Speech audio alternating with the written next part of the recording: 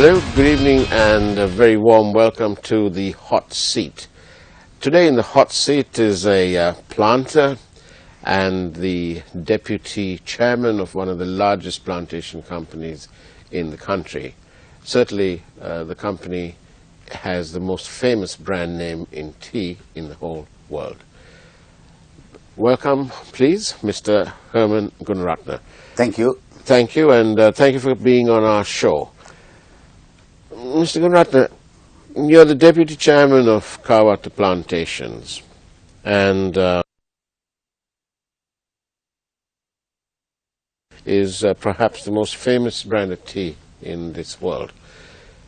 Tell me then, why are you so concerned that the government of Sri Lanka is planning on permitting the importing of tea from other territories? Why is that a concern to you? It is really not a matter of personal concern for me.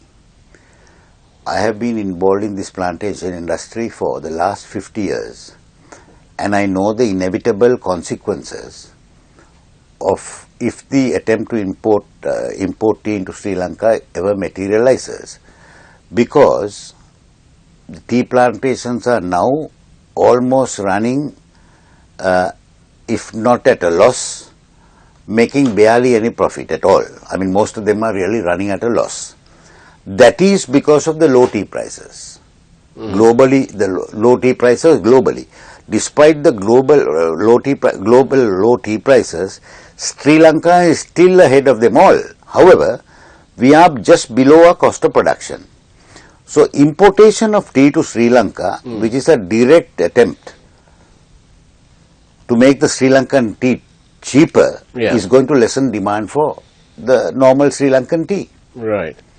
But, Mr. Gunaratne, if the price, the world price, the price of tea, if Sri Lankan tea is selling at the top end of the market, at the premium, then why is it that we've got no money? Why do you say that? The tea industry? Yes. Yes. The tea industry, the answer to the ills of the tea industry must be looked at not from the perspective of the market. It has to be looked into from the perspective of the production. Right. You know, now our production levels have remained static for the last so many years. Whereas the other producing countries, the crops have increased. I think the plantation companies are running, the principal malady of the plantation companies is undercapitalization. They are unable to replant. They are unable to adopt the normal agricultural practices. So the direct answer to your question, there is only one way in which we can make our tea competitive in the world, and that is to increase production. I see. So, and why is it that we haven't been able to start to increase our production? For example, I think once the industry was nationalized, many of the planters took up residence in East Africa and Central Africa. Yes. And I know that the Kenyan market has been one of the bigger beneficiaries of that perhaps ill-thought-out move all those years ago. But Sri Lanka has lagged behind. Are we missing the foreign planters? Or what? You don't plant yourself? No, we are not missing the foreign planters at all. Though I dare say the foreign planters, or mainly the British planters, made an enormous contribution to the Sri Lankan plantations. But the problem arose after nationalization, when political dispensations of various colors sought to make the plantations a playground for giving employment to those who were not qualified. You know, plantation management by its very nature needs a lot of application, training and dedication. So there are many instances in plantations where people who had hardly any experience ended up in managerial positions. So it is one of the principal reasons for the crops to decline is the erosion in management.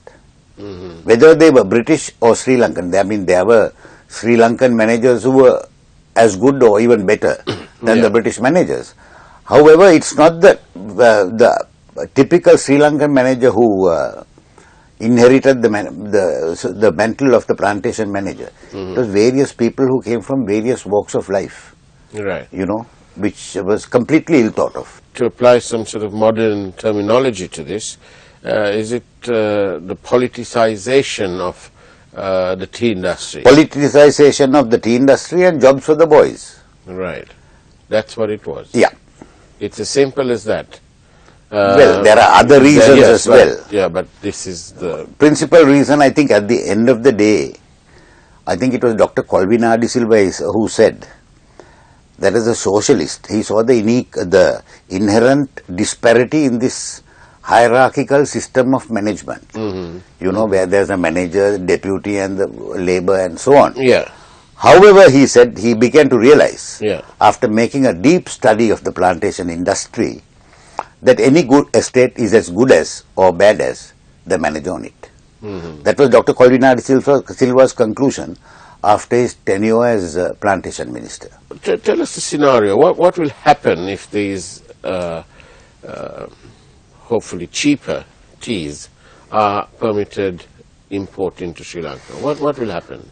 Yeah, I must make this very clear. The man responsible for the incipient and embryonic creation of Ceylon tea is Sir Thomas Lipton. He is the man who brought Ceylon tea to the world. Yeah. In fact, so much so that it was called Lipton's Tea Garden. Now, realizing the fact that Ceylon tea had the most pristine appreciation in the marketplace, Brook Bonds bought Lipton's. We'll take a short break, after which we'll continue about Sir Thomas Lipton and Ceylon tea. Stay tuned.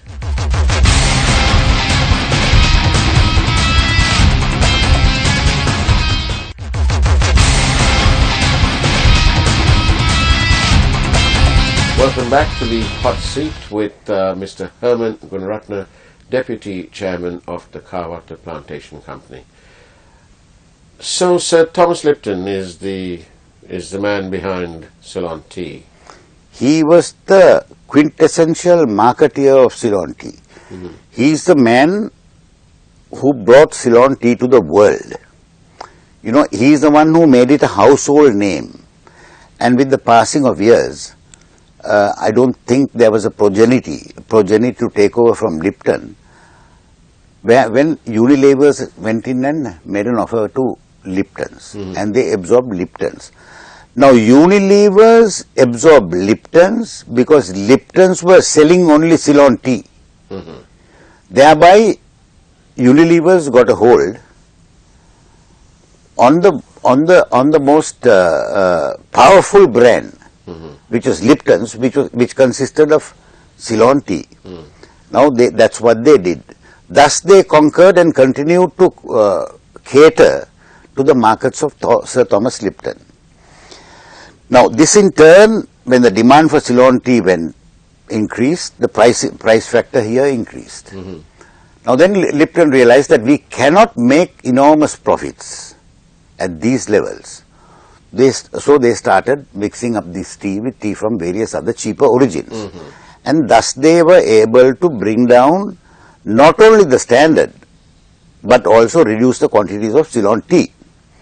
Now, I stand here to be corrected, and that is my very humble submission, but I do not think there is any brand of tea in the world that is complete without a component of Ceylon tea. That is how important the brand is. The lesser the component, the poorer the tea, or shall we say, the more average the tea. The higher the component, the better the tea. So that is why everybody wants to come into this country to do this blending.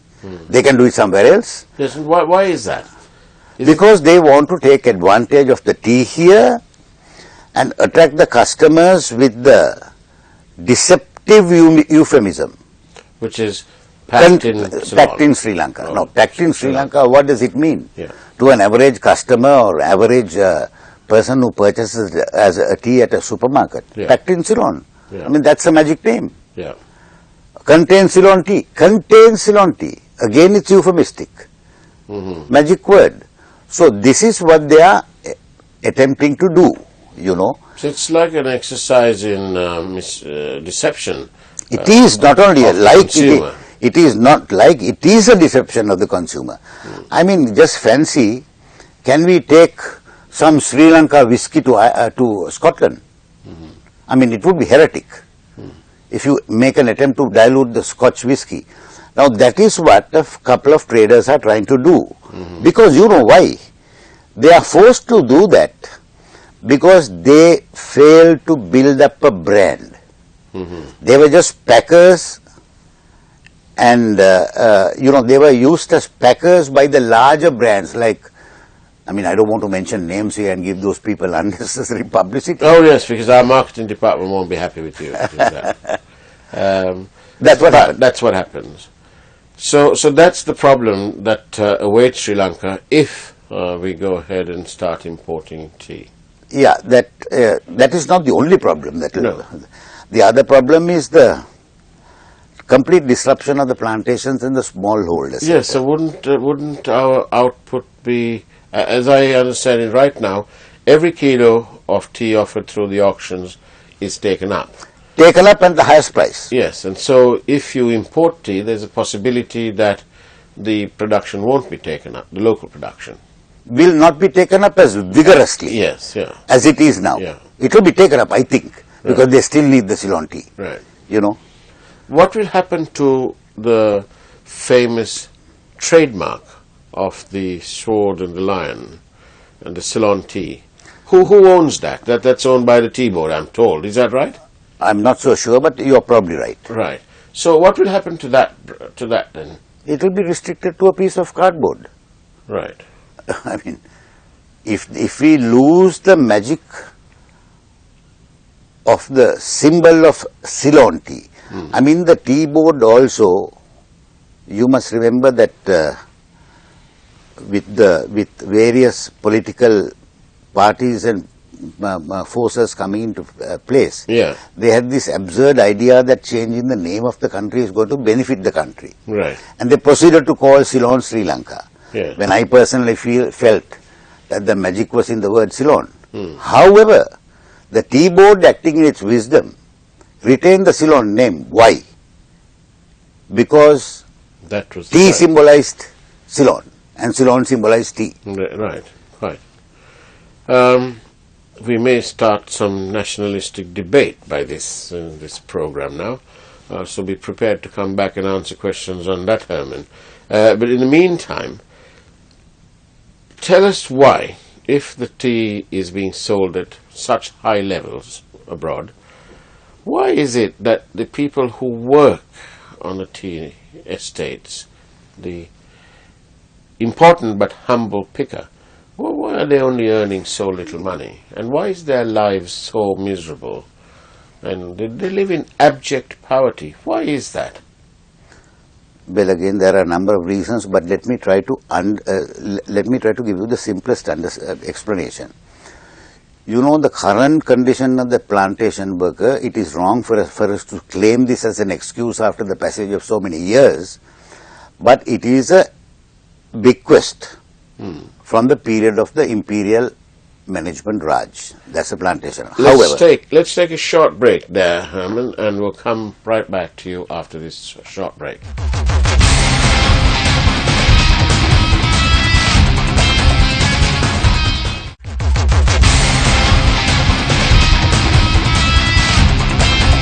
Welcome back to the Hot Seat with Herman Gunaratne this evening. So, Herman, why are these people in abject poverty?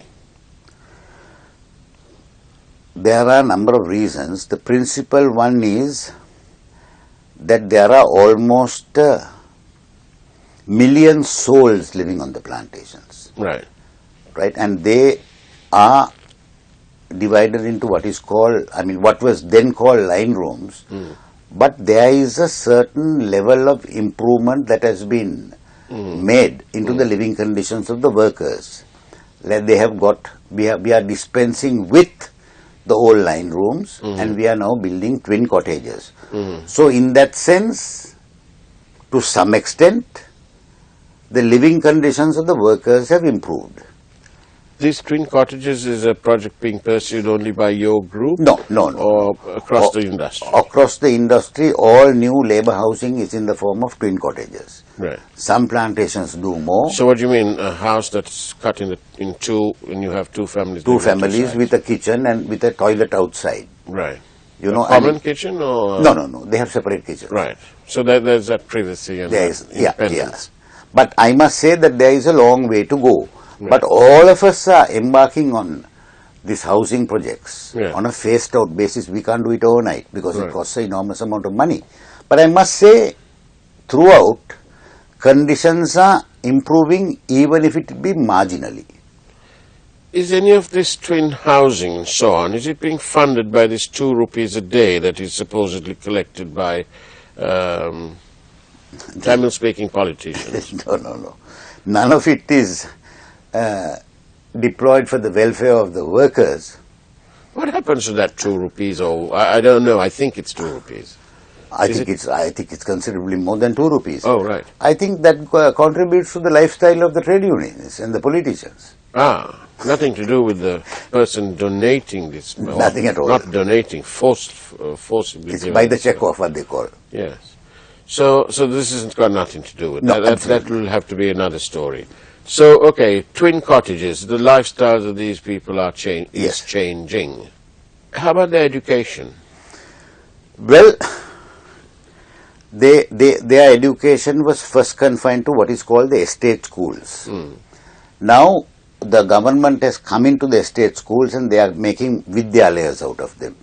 So, the level of education is also improving, you know, and it's only the very primary levels that are done in estate schools. The balance of the children go into the normal government schools, which are sometimes outside the estate, sometimes inside the plantation. Okay. So that has improved to some extent.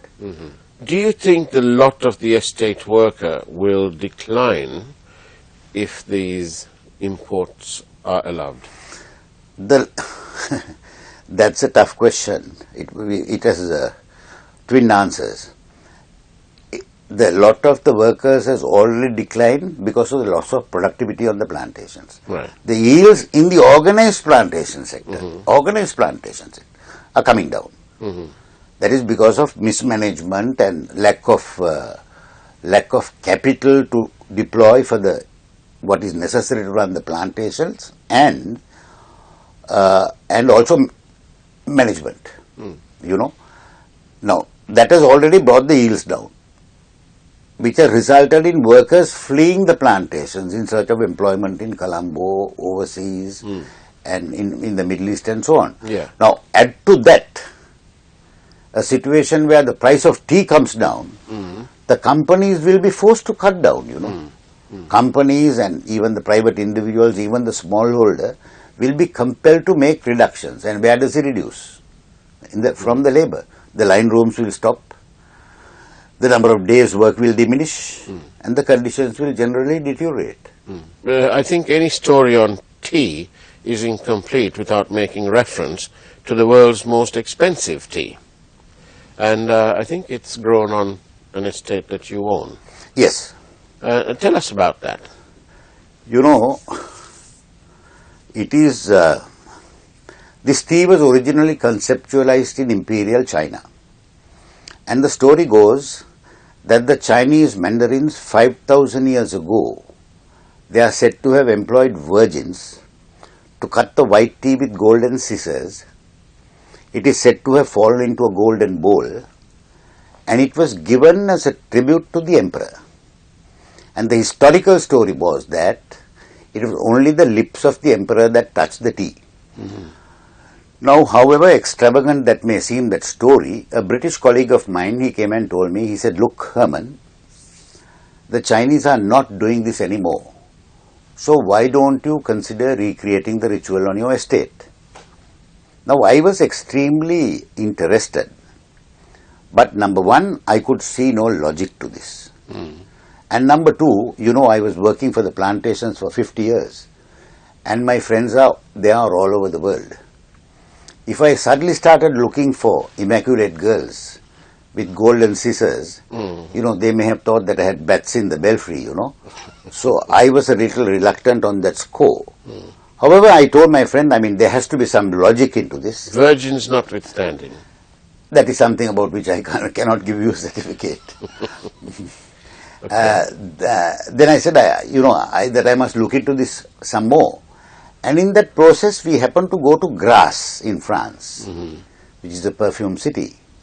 And there, quite by accident, we met a very old man who's a perfumier. He had 10 or 15 different small packages of jasmine flowers. The packages were small, the flowers were the same, but the flowers came from different origins of the world, different countries of the world. So my question to this venerable gentleman was, I said, look sir, why do you get the same flower in such small quantities from different parts of the world? He gave me quite an astonishing answer. He said, yes, these flowers are botanically and genetically the same. However, they are distinctly different one from the other. I couldn't take that in. Then I asked him what was the difference. He said that the difference was in the smell of the sweat from the hands of the pickers. So again, that was sailing right over my head. So I asked him, look, how do you work that one out? He said, well, it's going to take me a long time if I'm going to explain that to you. But what I can ask you to do is to mix up these flowers in any configuration that you want. I will still try to tell you where it came from. Which was somewhat of a bold challenge. And I was not going to do that because this man was manifestly an expert. I said, no sir, I'm not going to do that. But you must have a method by which you do this. You must have a method by which you do this. Tell me what it is. And this is what he told me. He said, it's by the world's most simplest expedient. Sweat and human oils are a consequence of the food habits, your food habits. You exude, but you consume. And inevitably you leave a trace on whatever you touch. Now that immediately made sense to me because, we Sri Lankans who eat with our hands have that experience that if you don't wash the hands comprehensively, the taste of the food that you have consumed goes on to the next meal. That I understood. And then I also realized that the Chinese mandarins were seeking to give their emperor, who was their god 5,000 years ago. There was no Jesus Christ, there was no Buddha, and there was no Allah. So they were endeavoring to give their emperor the world's most uncontaminated tea. And historically these teas are called tribute teas because they were given as a tribute to the emperor. Now that gave me the justification to make the tea, We made the tea. After a lot of trial and error, we made the tea. And it became an instantaneous world story. We had a simple launch at which, of course, quite unexpectedly, the BBC, the CNN and Agence France Presse were present. Amal Yapa from the Agence France Presse. They gave it worldwide publicity. It went viral. So, how many acres you grow of this tea? Now, that is where I've been talking a lot about it, but we have altogether, I have got 100 acres of tea. And you produce how many kilos a year? We produce about 20 kilos a month. And how much does it fetch? It's sold at $1,500 a kilo. FOB your estate or CNF Paris? No, FOB estate. That's an absolutely wonderful tale of the world's finest teas, and only from Ceylon, Sri Lanka. Sri Lanka, and I must tell you this, then it so happened that when the story went viral, a Middle Eastern royal house, through the embassy in Colombo, wanted a sample of this tea. I didn't know it was a royal house, but I knew it was somebody important. Because the embassy was, besides themselves, putting so much pressure on me. I was quite happy to give them the sample. And the eventual recipient had done something completely unanticipated. They had sent a sample of this tea to SGS of Switzerland for analysis. Okay. I don't know why. Nobody has ever done that to any of my teas. And from Switzerland, it came back with the unanticipated revelation that this tea had 10.11% antioxidants, you know, which is said to be the highest naturally occurring antioxidant ingredient in any tea beverage in the world. I don't believe that either, because there are 2,500 teas, and unless you test them all, you can't say that this is the highest. Yeah. However, it is high. And then the next thing that happened was, and that provided me a very powerful marketing tool, you know. I mean, now I can tell you about the ritual, about the extravagant manner in which it is made, plus I can back it up with a powerful certificate from SGS. We're going to have to take a rain check on that story, Herman, because we've run out of time this evening. Thank you very much for being on our show. And great pleasure. Hope to see you again on the show with a different tale about Ceylon tea. Thank you.